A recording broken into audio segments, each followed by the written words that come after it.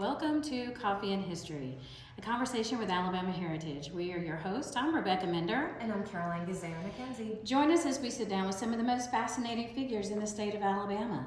We've taken our podcast on the road, and we are in the Alabama Department of Archives and History in Montgomery. So join us for a hot or iced cup of coffee, or whatever your drink of choice might be, while we explore some of the captivating tales of Alabama, stories that educate, inspire, and entertain. Today, we have a great guest with us, but before we start, we have a Did You Know segment. Yes, we do. So listeners, we'll share a fun and surprising fact about the state of Alabama, something that you may or may not know, but it could also be new information for us. So, Rebecca, did you know one of the most interesting and unique public arts features can be carved into trees in Montevallo's Poarch? Yeah, actually, we have been there before. So our team went to Montevallo to do a tour for whatever reason, and we drove by the park and saw these trees, and we were just flabbergasted by this. What more can you tell us about that? So in 1993, a storm destroyed many of the trees in the park, and instead of cutting them down, artist Tim Tingle decided to carve them into mystical beauties. Oh my gosh, that is so smart. I love it when people will take something that has been destroyed and then make something beautiful out of it. So that is such a great idea. Yes, so many of the trees feature dragons, alligators, squirrels, and faces that look like they come straight out of a Tolkien novel. Nice. Every fall, the town celebrates what is called Tinglewood Festival. Well, you know, since we've been there, and it's a very serene park, we love it there. I've never attended the festival, so maybe that's something we need to do next time. Road trip. That's our bucket list item now. Yes, we always like to take road trips here at the office, so that's one thing we should do. I'm for it. I'm good. Let's plan. Let's plan it, put it on the calendar, make it so. I got you. Anytime we can get out of the office, it's always a good thing. We like to learn. Yes, we do. And so, again, we are out of the office. Like we mentioned, we are at the State Archives. And we do want to thank our director, Steve Murray, for allowing us to be in this beautiful space here in Montgomery. And if you are familiar with anyone affiliated with the archives, you probably know our next guest. She is soon to be celebrating 40 years with the State Archives. She started when she was only 12 years old, I've been told. She's held several roles, including Assistant Director of Public Services. She holds several degrees, including University of Montevallo and Auburn University. Please welcome, everyone, Miss Debbie Pendleton. Woo! So first of all, Debbie, I want to ask you, we are in what they call the Regents Room here at the Archives. And for those who are watching us on YouTube, you can see a mural behind us. And there's actually murals that are framed throughout this space. And we've used these murals for photos to use for some of the articles in our magazine. And that's Alabama Heritage Magazine. And if you'd like to subscribe or give it to as a gift, that's alabamaheritage.com. So if you would like to tell us a little bit more about these, that would be great, because they're absolutely phenomenal murals.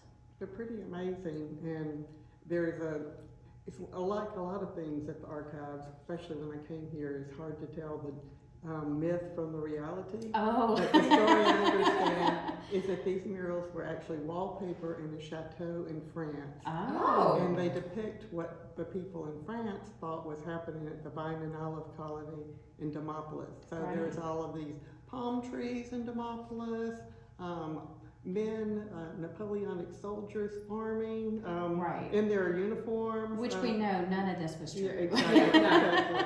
But It's a very romanticized interpretation. Yes, but they were bought by one of the original donors to the archives. I think it may have been Martin with Alabama Power, Okay. and donated to the archives. Nice. And removed from the wall in the chateau in France and brought here. Wow, that is so cool. Well, they are very amazing, and I know that the University of Alabama Press used them for Eric Sogeraw's book, and well, like I said, we've used it for our articles in the magazine, so they're very impressive pieces. And so anybody who wants to come visit the archives, make sure you step into the Regents Room on the 3rd floor and check out these murals that were wallpaper in France. And Very the other cool. thing that we would like to mention is that you can also check us out on social media, because we have a whole video about the murals going up on our social media pages. Excellent, Great. Excellent, Caroline. Thank you. Of course. So, Debbie, as we mentioned, you are getting, well, first of all, you've already retired, but Correct. you're not gone. Correct. I can't get You rid of just it. can't stay away, can you? So, you'll be celebrating 40 years, I think, in 2027. Oh, no. So,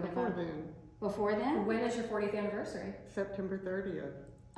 Of I started here on my 30th birthday on September 30th, Wow. 1985. So I'm leaving here on my 70th birthday.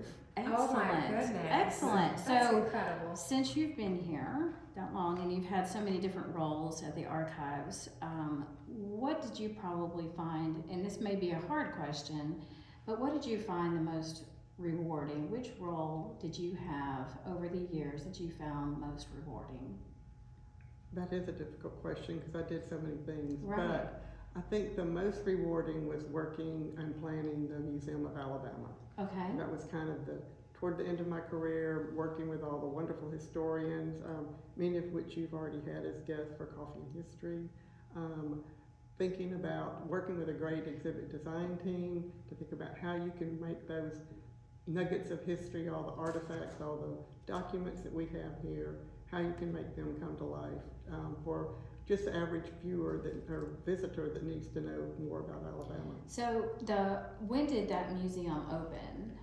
It was Oh, it was before the bicentennial. So Yeah, it was 2015. I think. 2015. That sounds about right. And so I have to tell you, I smartly retired at the end of 2016, so I did not have to take part in the bicentennial. we have mentioned the bicentennial on this podcast so many times that people are going to wonder why it was so dreadful. We might And it even wasn't- do an actual And episode. honestly, You I'm should. just gonna say the bicentennial was not dreadful. It was a beautiful opportunity for this state to celebrate. We had great events that happened with our magazine, Alabama Heritage. We had 2 special editions that we did. We even turned that into our first and only book. So that was our legacy project. And so honestly, as a guest or a regular resident, there was so many opportunities and events to celebrate during the bicentennial. And so it was great. But for those of us who actually had to do all the work and do everything, the event planning behind the scenes, it was a lot of work. And that's we why started, I wasn't here. right, because we started the bicentennial with Alabama Heritage like 3 years in advance. And so it was a 3-year, just imagine putting on a 3-year party. So you've got to have events and food and all the things, for 3 years. So it was kind of challenging. So you were probably smart to do that. But again, you still have not left us. But the best thing is that I just come back and work part-time, work a few hours every week, and I don't have to do any administrative work. Right. I just have to play So with you're the living the records. dream. I'm living the Yes, dream. living the dream. Yeah. Well, one of the things that Caroline, I think this was going to be your question. I'm going to ask it now anyway. That's fine. I'll let you move on. But to the You can next roll one. with it. Well, I just know that when I first started working with you is when I was with the University of Alabama Press, and you were, at that time you were managing the programs that we had over lunchtime. And so those have really evolved since then, and we were talking to Alex Coffin about it, who now kind of works with that programming as well. And so it's really changed from being an in-person event to now something that we're able to stream online. And did you ever envision something like that? Or, how did all of that kind of come across? And was this originally your idea to have these lunch programs? No, they're really old. I wasn't even the manager of that section at the time. I think it was an Ed Bridges idea. He was the former director. Yes. And originally, it's hard to think about. Originally, we just would ask these authors or historians if they would come in. We didn't pay them anything. Right. We bought them lunch, and they had to Well- wait till the end of the program to maybe get to go to lunch. So it has evolved, and the whole thing of the evolution is one of those few things that COVID really changed for the better. Right. I don't think we ever would have. We were videotaping some of them, Yeah. but certainly not streaming. Yeah. Well, Yeah. I think that's great. Yeah, you've mentioned the COVID pandemic, and I know that the archives has a continuity operations plan in case of a national disaster. Now, did you ever foresee having to use that plan? Absolutely not. We have always had the basement of the archives designated as a fallout shelter. I think I probably thought I might go down there before I would see that we'd shut down for a worldwide pandemic. Right. I'm glad we never had to use the fallout shelter. We've used it for tornadoes, but not for anything else. But how did you navigate that time period, especially with that whole, the world has shut down? Well, I was retired by then, so I just worked from home. Yeah, that helps. That helps. Well, I know it was really challenging for us at the magazine because we actually do have one edition of the magazine that we lovingly call the pandemic issue. And it's because the things that we had originally scheduled for that particular issue, the authors could not turn the material in because they were not able to access a lot of materials because a lot of the libraries and the museums and the state archives were closed down to the public. So if you couldn't access the materials online, then you were stuck and you couldn't proceed with you. And I'm sure that challenged a lot of people as well who were working on dissertations or other research projects. But yeah, it was really hard because we, Susan Reynolds, our editor, and I, we just looked at each other and said, well, what if we got in the hopper that we had scheduled maybe for 2 years down the road? Let's just pull it together. Usually we have an editorial calendar where everything's laid out and we're trying to cover various topics throughout the issue, and it's not all just one topic. And that particular issue, we were just glad to have something that we could produce. Right. Yeah, so I know it was really challenging for a lot of people to have, the inaccessibility of different museums and archives and things like that. So I know it was really hard. And how long was I don't remember. archives even closed? It was I think that we several were months. Several months, and then we would open back up, and then people could work from home. And I think it did make digitization. We spent more time doing digitization and describing the material, so it probably opened that up so that people could do more research from home. Yeah, and I love that too because, we are going to be talking to Meredith McDonough as well, who is with the State Archives, and she handles a lot of the digital assets. And so it really is important. I mean, even our magazine, we've been trying to, Caroline's been doing a great job trying to get everything digitized so that way we can have a digital form of the publication, because there are a lot of people who use our magazine for research as well. So, I think we've moved into the digital age, which means we all already retired now. Okay, y'all stop trying to retire on me. I still need to learn from everyone. We're always going to be around, so. And that's really what I do now. Most of what I do is describing the metadata, as I call it, for the digital collections that we already have. I'm working now on WSFA, which is a big television station here, describing their news film that we have. Well, right, I know that Meredith I know she was working on that with the Digital Assets Division. So tell us more, because I read an article about WSFA's news project. So tell us exactly more about what that project is and what all that's involving. Well, when they moved to a new headquarters, and when they did, luckily the general manager realized how important all the news film that they had just stored in closets everywhere in the building. So they donated to the archives. We went and boxed everything up and just kind of wrote, whatever was on the outside of the boxes. And then since that time, the archives has been contracting with a company that has been changing it all to digital format.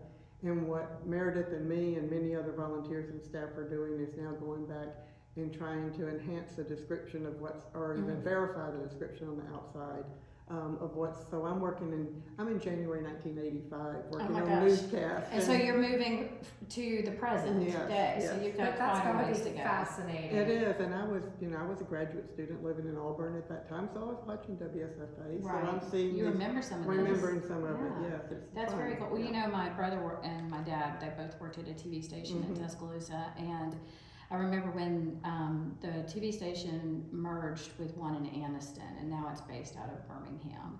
And when the building was going to be torn down in Tuscaloosa, nobody really thought about it except for my brother. So he went into the facility, got permission before they tore it down, and he said there was like newsreels of boxes of things everywhere. And I know that he saved a few things, but a lot of things have just been thrown away. Exactly. So it's just amazing that WSFA was able to do this and to save this for historic purposes, because I mean, it's like the Jim Pepler Mhm, photographs that we got from was it Birmingham News? No, Jim Pepler was a photographer himself who donated them, and I worked with him on that, and I worked with describing those photos.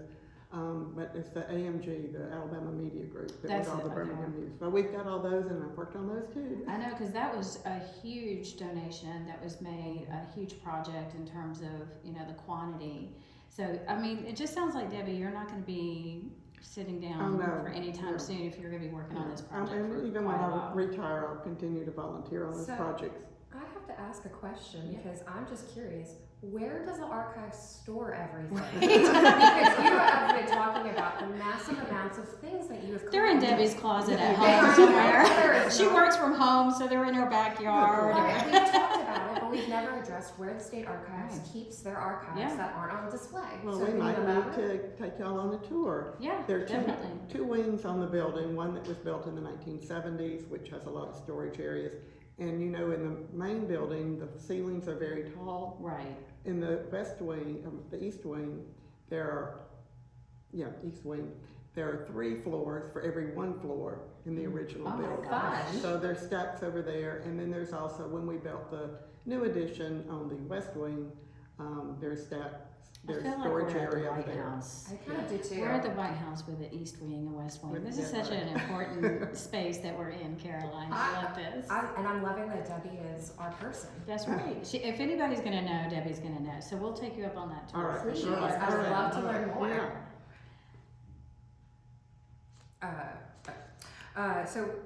We.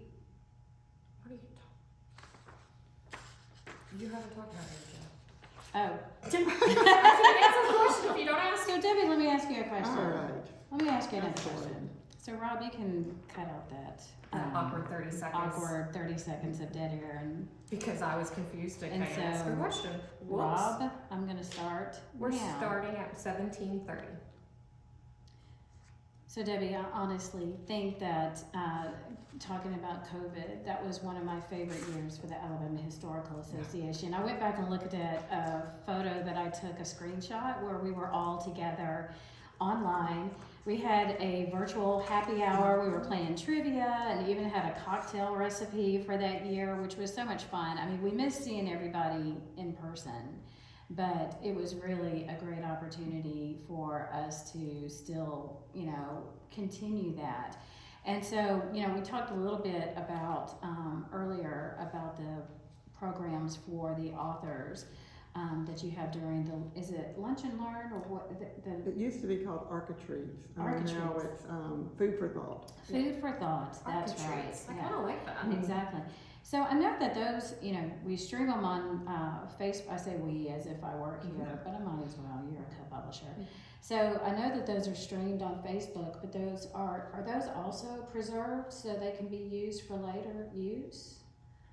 I think they're on the also I on the don't YouTube know. channel. That's right? new management. Oh, Debbie has passed the Yeah. Debbie's baton like, over to someone Debbie's, else. yeah, Debbie's like, I've already done that. There used so. to be a line of videotapes. I have no idea now. I think they actually are on a YouTube channel, and Oh, they are. There is a YouTube channel. yeah, Yes. Yeah. okay. So that I've way, seen several years past. Yeah. so anybody who Food wants for to go thoughts. back and watch some of the programming if they've missed something, because honestly, I think everybody should watch them, because if you're not able to come to the archives, because there's a lot of times when I'm at my desk and I'm just eating lunch at my desk, and I'll have a notification that it's about to go live on Facebook, and so that's when I start watching it. And you can learn so much, and they're so interesting because there's so many different topics of people that come in, and they're from all over the state, so I highly recommend that. And I can also share with you, Debbie, that several of our student interns love the Food for Thought series and continue to watch it even when they're at the office just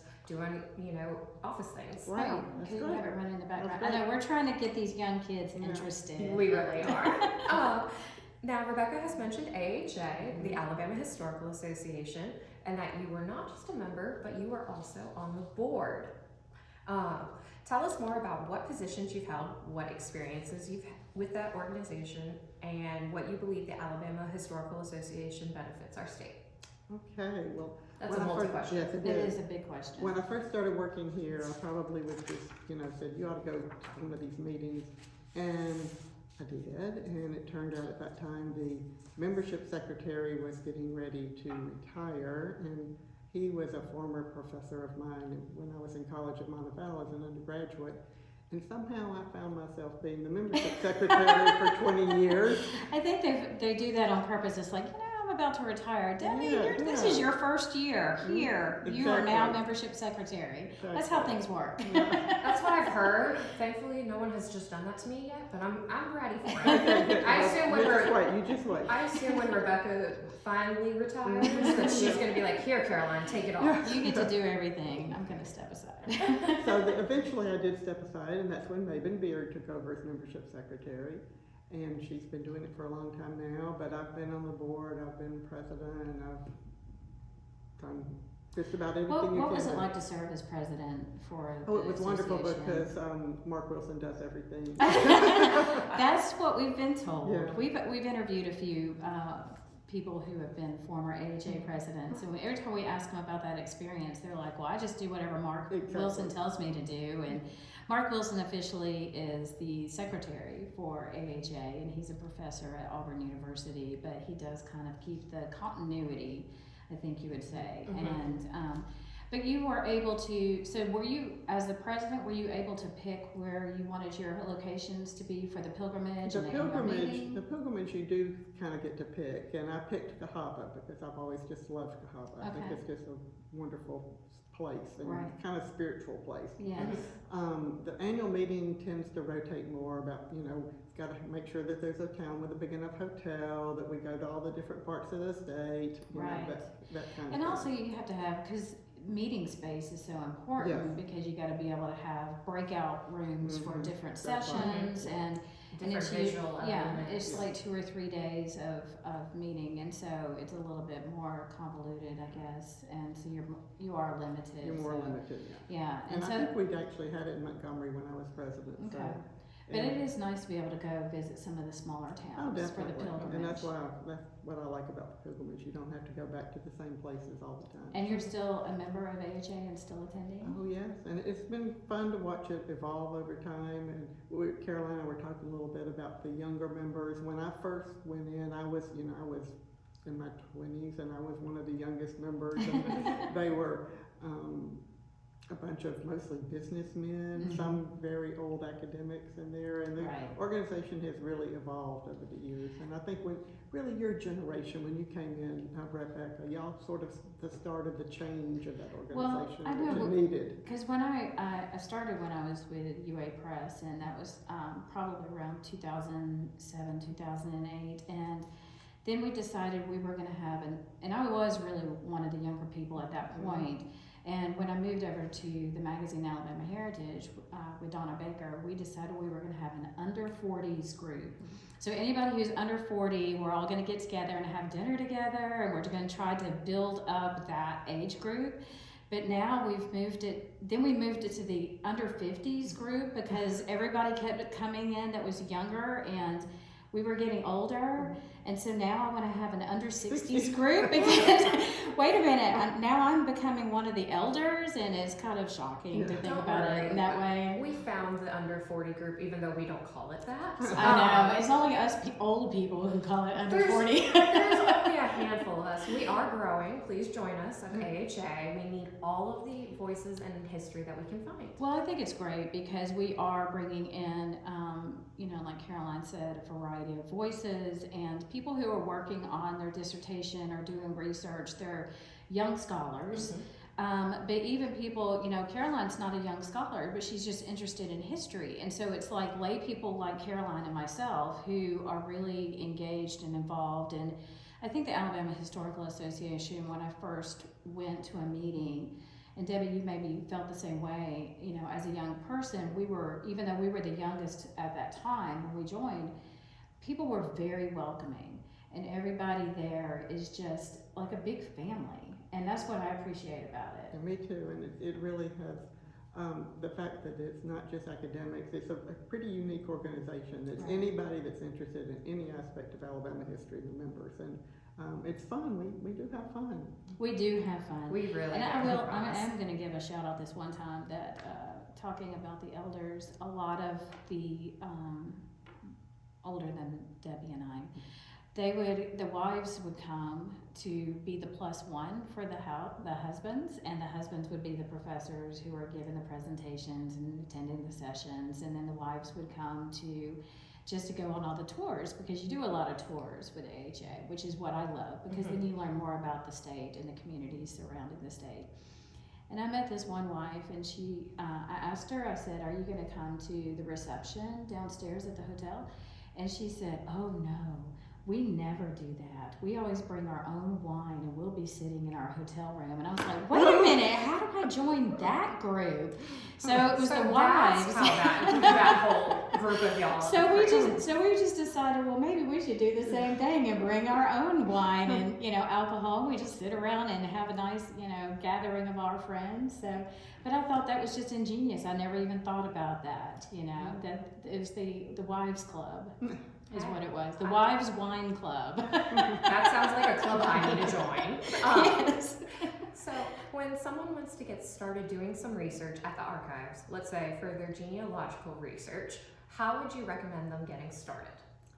To call the archives, come to the archives, and one of the things that's always been unique and wonderful about our research services here is there are always people here that'll walk you through, and most of the people that work in the research room love genealogy. That's why they're there, and it takes a special person to love genealogy, and I was never one of those people. That's okay, we all have our strengths.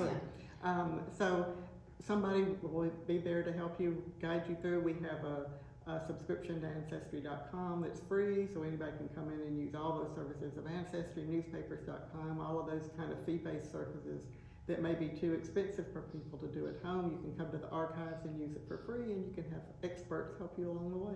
That's really nice to have that service. Yes, but if you're, say, on the opposite side of the state and have no way to get to Montgomery in the archives, what do you suggest for those researchers?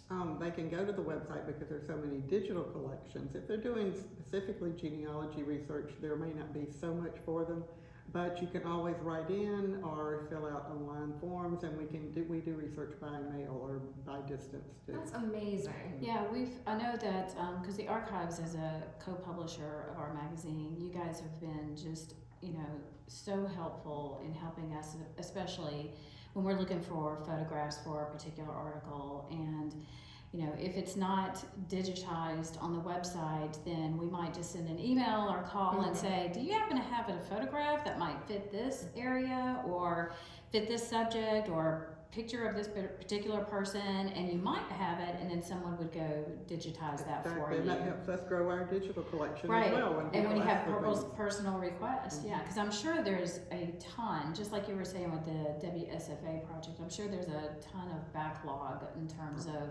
things that need to be digitized. Oh my gosh, it would take forever. But that's why I love what I do, because I get to learn every day when I'm digitizing stuff.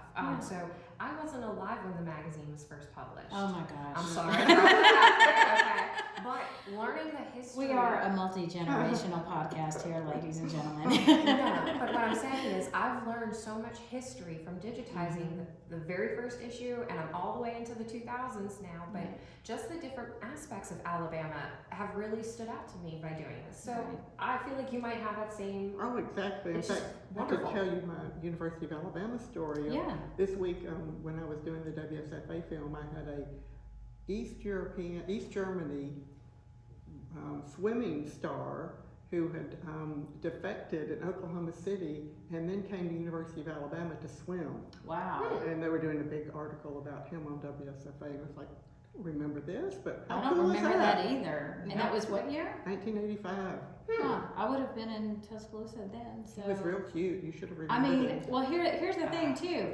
I was in college at that time, so I was too busy maybe doing Maybe other so, things in maybe college, so. because you know how college can be. I was busy studying people. I'm pleading. What do you mean? Oh yeah, Debbie, like you were there and you knew that I wasn't, but well, I digress. So, one more question, Debbie, about the archives. I know that, because you have had such a great tenure here, and you were fortunate enough to step out before the bicentennial. That was, a long process here. But were there any other, let's say, anniversaries or, because the archives does host a lot of events, and there's a lot of programming that's happening, but is there anything that, like a particular anniversary or event that sticks out in your mind over the years that you just feel like that is something I'm so glad I was a part of and I'll never forget that? The Alabama Study Symposiums. Oh, which tell us about you don't that. even remember. I think they started in the late 90s maybe, or Okay. 2000s. I think it was probably an Ed Bridges idea, and it brought together, it was Alabama Studies, but brought together all the disciplines. So we worked with George Breitner from the Arts Council, Ellen Merton from the Historical Commission. We had literature, arts, all kinds of things Alabama brought in. We did it, I think, every other year. There were maybe 4 of them. They were just wonderful. We brought in people like John Blatch, Clay Carson. So it was really interesting to see him at the Historical Association meeting a year or so ago, when I had seen him like 20 or 25 years Right. ago in Montgomery. And It's like, hey, remember me? yeah. But it was just so much fun because it was everything about Alabama, but not just focused on history. Right, and that was something that anybody could attend? Anybody could attend, and it was about we did the first one when the Capitol renovation had Gotcha. finished, and it was open. It was kind of an opening of the Capitol. Right, But which is right across the street Right from where across we're the sitting street. right now. Yeah. I mean, this is just, just driving around downtown Montgomery, it's amazing. There's so many white buildings. I mean, there are a ton of Get your buildings that are, sunglasses that when you are walk all out the white, door. and you need sunglasses, and you really do need a map to figure out which white building you're supposed to be attending, because it's, all the brick is painted white, or there's marble everywhere. And the architecture is very similar. Very similar architecture, but it's just is amazing. And a lot of kids get to come here for school trips, but a lot of adults don't. And I feel like they're missing out, and that there's so much that they could see here and do. And even right behind this building, the archives, is the first White House of the Confederacy. And so I'm not sure what year that was built, but it's a great little historic home that obviously stands out amongst all of these white buildings. It's not in its original location. It was moved. It was like a little trailer house that they brought over here and put on the front lawn of the archives. Oh, nice. It actually was further downtown near the river originally. Okay, and so it's been removed. Yeah, so I went in there probably 2 or 3 years ago for the first time, and again, it's just a lot of things in downtown Montgomery. There's so much history here that I think a lot of people need to come and visit, but definitely come by. It's the one of state my archives. favorite places to walk around and just explore, honestly. Yes, Because exactly. it's Just- easy to walk around. Just come when it's not summertime and when it's a little cooler. Yes. Because That it's is, hot down here. and with all the white bright, it will reflect the sun on you. Right, So, exactly. yes. Well, Debbie, we've enjoyed talking with you, but before you leave, we'd like to ask you a few more questions as a part of our Before You Go segment, where we get to know you just a little bit better. Just a little bit. Just a little. So, first question, who is someone famous that you would like to meet? Somebody famous that I'd like to meet. And they could be dead or alive. Anybody. Probably Eleanor Roosevelt. Good choice. Yep. Yeah, Mm-hmm. I second that. Speaking of being hot down here, what is your favorite season of the year? Fall for sure. Oh, Fall yes. for sure. Especially if it actually cools off. in the Yes. fall. If it actually acts like it's supposed to. We get fall, it's just usually in December sometimes. Yeah. Sometimes it's December, right? Fall somewhere else, maybe. What is your best childhood memory? Probably traveling with my parents. We used, we'd go to the beach, and actually in Wilmington, North Carolina, I never vacationed in Alabama at the beach till I was in junior high. Wow. But also always to the mountains, to the Blue Ridge Parkway. So just traveling, and there obviously were how I got interested in history, because we'd have to always stop and look at a historical marker, goodness, learn a little more. And actually, I have to just remember one thing I need to tell you. Timmy Tingle, I grew up in Montebello, which we did. Right. My mother taught Timmy Tingle in Oh. school. Aw. the artist for the Tinglewood. That's cool. Have Well, you that- attended the Tinglewood Festival? No. Okay, so we need well, to. then we'll take you with you. Yeah. With us, Debbie. We're gonna all get in a car together and Yep. we're gonna go. Yeah, Because Montebello is just right down the street. it is. We can do Not that. that far from Montgomery or That's Tuscaloosa. right. There you go. Okay, so date. Let's Okay. put it down All on right. our calendars. I'll text you later. All right. So, Debbie, do you have a favorite board game or a favorite game that you like to play? Like mahjong or checkers Well, or? it's not a favorite, but it just happens to be what I'm thinking of, chronology. Ooh. You ever played chronology? No, what is Kind of like that? the New York Times chronology Yes. game, but it's a board game. Oh, And we played that last week at the beach with Oh. my son and his did you family. win? We were all historians pretty much. So this was a So it was very, very late competitive. Yeah. I see. Is pineapple allowed on pizza? No. Mm, I very support that. That's a very strong no, and I ate pineapple pizza just the other day. Do you have any pet peeves? I really don't like people who are tardy. Oh, and I was late to this podcast. You Gosh, weren't too late. Rebecca. I was You weren't too actually late. 60 seconds late. Gosh. Oh my Thank goodness gosh. I was here and Debbie and I were just hanging. I hope you Yeah. forgive me, Debbie. I do. It's Okay. when it's when you're hanging around for 10 or 15 minutes and somebody was supposed to be somewhere. Oh and yeah, you're I not. get that. Yeah. Totally. So do you prefer coffee or tea? I like both. Mm-hmm. I like hot. I drink hot and cold tea all year and hot and cold coffee all year. So How do you I'm take your coffee? black? Oh, All I of it. actually learned that earlier. nice and strong. All black tea and coffee, no sugar, no nothing. Oh, I doctor mine up for Yeah. sure. Mhm. All right, Debbie, last question. What is the best career advice you have ever received? Probably just to do what you're interested in, to follow your heart, and you want to love your job. And I was lucky enough to find a place where I did love my job, and I loved my coworkers, and everybody was committed to what they were doing, and it was wonderful. That's why I'm still here 40 years later. I've already retired and I'm still here. Yeah, folks. exactly. That's gonna be you, Rebecca. Yeah. Oh no, I got a lot of traveling I gotta do, but you never know. So, well, Debbie, thank you so much. We've really enjoyed talking to you. So, we want to thank our guest, Debbie Pendleton, for joining us today. We also want to thank you, our listeners and our viewers, for this edition of Coffee and History, a conversation with Alabama Heritage. We'd also like to thank Steve Murray and the Alabama Department of Archives and History for allowing us to host our podcast in this beautiful building. Just remember, you can find our podcast on our website at alabamaheritage.com or wherever you listen, and you can watch our YouTube channel where we also post extended video versions. Until next time, we will see you later, but for now, I think I need more coffee. Amen. Bye, everybody.